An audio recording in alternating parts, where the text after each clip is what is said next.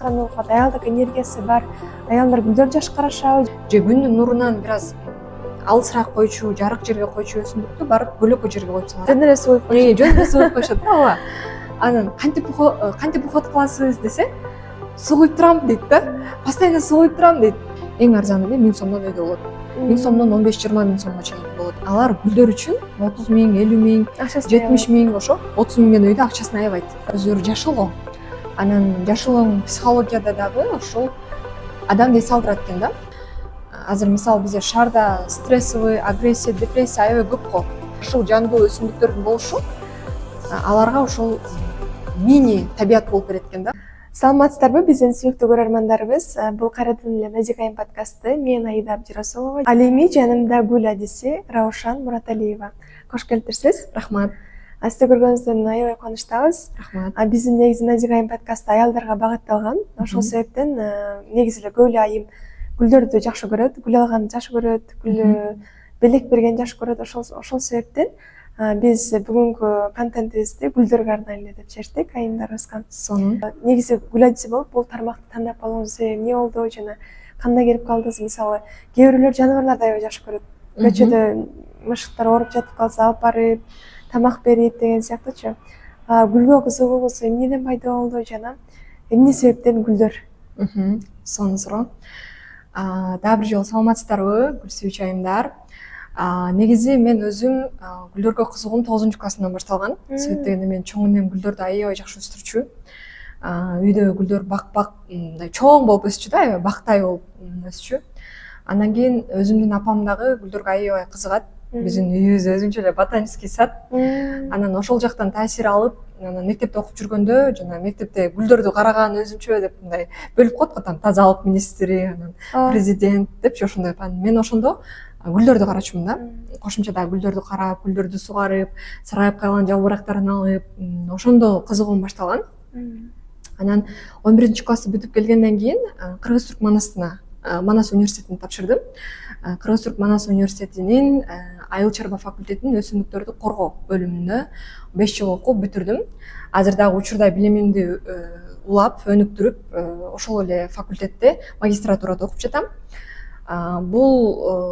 Ушул окуп жатканда эле мен ошо 1-курсумдан баштап эле гүлдөрдү үйгө алып келип, өстүрүп, кызыгып, анан өзүм өстүргөн советтерим менен соц тармактарга, TikTok, Instagram ошолорго жүктөп атканда эле ошол айымдардын, ошо Кыргызстанда айымдардын жаңылбасам 90%, 95% гүлдөргө аябай кызыгат экен да. Аябай сурашып, дагы башка чыгарылыштар чыгарчы, например, бүгүн женское счастье гүлүн чыгарсам, эртең мужское счастье гүлүн чыгарчы дегенде ушундай суроо талаптар келип атты. Күнүнкүсүн мен пайдалуу информациялар менен бөлүшүп аттым. Андан тышкары параллельно Россиядан дагы именно цветоводство, озеленение боюнча, фитодизайн 3 тармак боюнча дагы параллельно онлайн окууга университетке тапшырып койдум. Анан ошол 4-курсту бүткүчө ошол 3 дипломдун эси болуп чыктым да, именно ушул багыт боюнчачы. Анан ошол айымдардын суроо талабы менен эле гүлдөргө болгон кызыгуум аябай өсүп кетти. Ошол 4-курста мен өзүмдүн окуумду бүтүп атканда дагы дипломду дагы именно Кыргызстандагы Бишкек шаарындагы бөлмө гүлдөрүнүн зыянкеч курттары боюнча изилдөө ишимди жүргүздүм.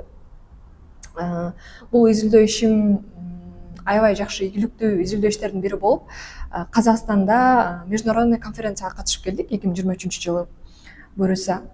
Анан ушул эле иштер боюнча дагы ошо международный конференцияларга дагы буюрса алдыда катышкандабыз. Ошондой. Сонун жаңылыктар алып тур негизи. Убактыңызды, студенттик күндөрүңүздү бош кетириптирсиз. Үйдөгү бөлмө гүлдөрү боюнча зыянкечтер деп айттыңыз. Ошол зыянкечтер негизи эмне себептен мындай пайда болуп калат, анан кандай ага кам көрүш керек? Үй шартында көбүндө эми үйүнө барып калганда 1-2 гүлүндө болот да зыянкечтер баары бир. Вот. Ошо кандай эмне кандай шарттардан келип чыгат? Кандай уход кылса болот жана эмнеге андай келип чыгат? Негизи зыянкечтердин эң биринчи келип чыгышынын себеби бул орусча айтканда уходдун туура эместигинен да, туура эмес кам көрүүдөн, кыргызча айтканда. Анан туура эмес кам көрүү дегенде эмне? Например, кээ бир айымдар көйлөккө күнгө өскөн өсүмдүктү көлөкө жерге алып бара салат да. Же күндүн нурунан бир аз алысыраак койчу, жарык жерге койчу өсүмдүктү барып көлөкө жерге коюп салат, же прям күндүн түбүнө коюп салат да, терезенин жанына коюп салат. Ал жактан күндүн нуру түз тийсе, өсүмдүктөр деген стресс алат.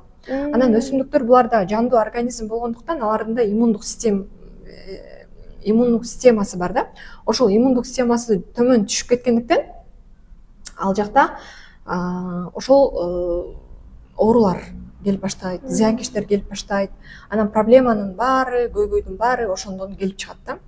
Биринчиси ушундан, экинчиси көбүнчө айымдар мисалы мага консультацияга деле жазылган, же гүлдөрүн проблемасы болгондо барып көргөндө айтышат да. Мен сурасам, удобрение беришпейт да. Кыргызча айтканда жер семирткичтерди берип, гүлдөрүн азыктандырбайт да. Жөн эле сугуп коюшат. Жөн эле сугуп коюшат да, ооба.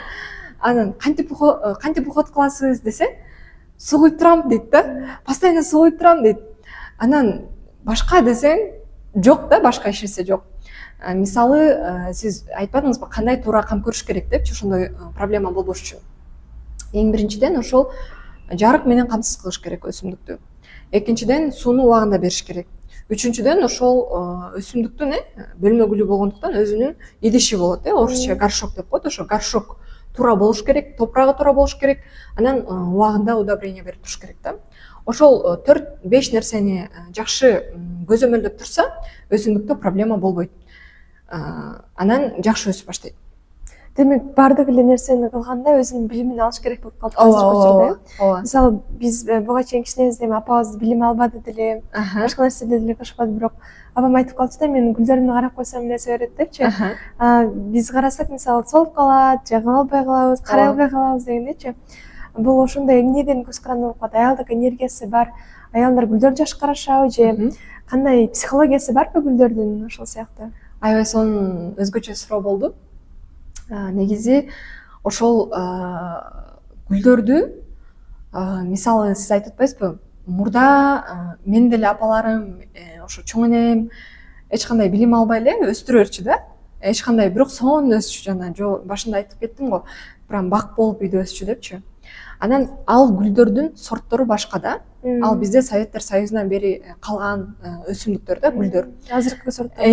Алар деген орусча айтканда местный, кыргызча ошо жергиликтүү болуп, биздин климатка отурукташып калган, биз даже ага кородогу, огороддо топурак менен деле отургузуп койсок болот, көлөкө жерге коюп койсок деле мындай живучий болуп калган да, башкача айтканда, орусча сөз менен айтканда живучий болуп калган ал гүлдөр.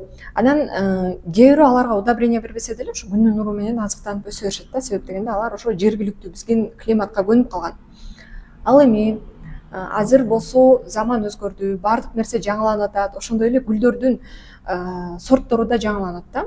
Гүлдөрдүн аябай көптөгөн сорттору бар. Анан гүлдөрдүн мекени болгон ошо Голландия өлкөсү, Европадагы Голландия өлкөсү, ал жакта жыл сайын гүлдүн канча бир түрлөрүн селекция кылып турат да, жаңы сортторду пайда кылып турат, жаңы гүлдөрдүн түрлөрү келип турат. Анан бизге дагы өзүңүз деле байкасаңыздар, гүлдөрдүн түрлөрү келип баштады да.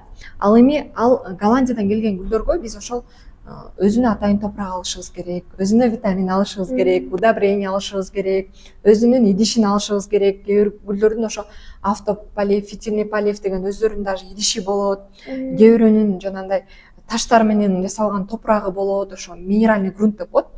То есть ал өзү Голландия өзүн экспорттоп, гүлдөрдү экспорттоп атканда өздөрүнүн товарларын да кошо экспорттойт да. Бул дүйнөлүк бизнес да. То есть анын гүлүн аласыңбы, и анын топурагын да алышың керек. Ал тоже бизнес. Анын удобрениясын да алышың керек, анын идишин да алышың керек. Анын ошол топурагын, там витамин, баардык азык заттарын алып, анан биз өзүбүзгө мындай жайгаштырбайынча жакшы өспөйт да.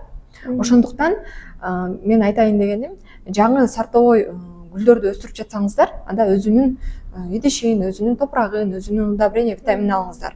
А эгерде ошо Советтер Союзунан калган, мисалы, гибискус гүлү, алоэ гүлү, герань гүлү, бегония, бальзамин гүлдөр бар го. Ал гүлдөрдү өзүңүздөр каалаганыңыздардай тонун топурагына отургузуп өстүрө берсеңиздер болот да.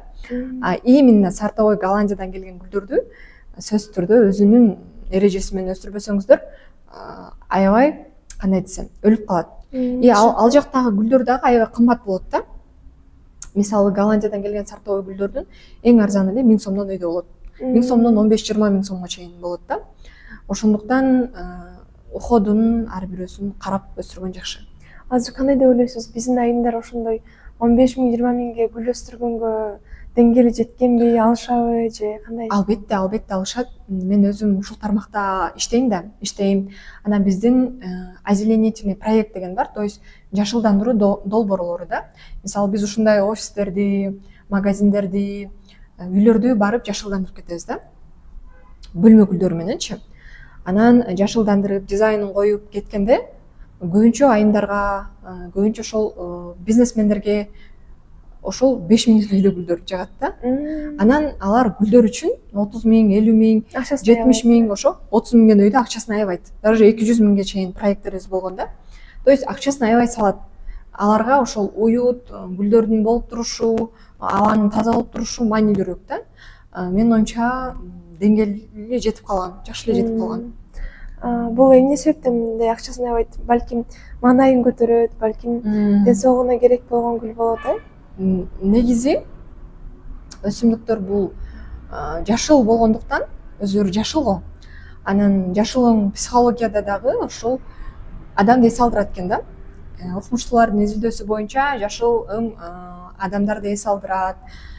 Азыр мисалы бизде шаарда стрессовый, агрессия, депрессия аябай көп го. Анан көбүнчөсү ушинтип эс алгысы келсе, там тоого чыгат, природага чыгат, табиятка чыгат, парктарга барышат. Анан бул үйүнүн ичинде ушундай жашыл массанын болушу, жашыл жандуу өсүмдүктөрдүн болушу аларга ошол мини табият болуп берет экен да. Мини табият болуп берет экен. Например, ушундай отзывдар келген, мен үйүмдө гүлдөр, негизи гүлдөрдөн дагы азыр балким кийинчерээк дагы айтабыз, пайдалуу, зыяндуу гүлдөр болуп да бөлүнөт да. Анан арасынан бул экинчи бөлүктө айтабыз, пайдалуу, зыяндуу гүлдөр да болот. Анан ошол айтышат да, мен эс алдырган, микробторду өлтүргөн, таза абаны тазалап турган гүлдөрдү тандап бериңиз дейт. Мен тандап берсем, алардан отзывдар келет да. Мен жакшы уктап калдым, аябай жакшы эс алып калдым, мурдагыдай стресс болбой калдым. Уже мен гүлдөр менен жаңы хоббим болуп баштады деп ушундай жакшы отзывдар келет да. Анан ошондуктан бул гүлдөргө акчасын аябаган айымдар мен үчүн, мен ойлойм, мындай психологиялык деңгээли мындай жогору депчи, себеп дегенде алар өздөрүнүн внутреннее состояние деп коет го, ошонусун билишет да аларчы. Баалуулугу жогору айымдар деп ойлойм да. Анан эми ар кандай болот. Ошондой. Маегибиз негизи аябай кызыктуу болуп жатат. Бирок биз бул видеобузду 2 бөлүккө тартып, бул видеону дагы аялдар өзүнө сиңирип пайдасын алган соң анан экинчи бөлүк тартканга аракет кылабыз. Сиздин дагы келип бергениңизге чоң рахмат. Рахмат. Ыраазычылык билдиребиз. Рахмат. Мындай ушул экинчи видеобузда экинчи бөлүктөн көрүшкөнчө саламатта калыңыздар. саламатта калыңыздар.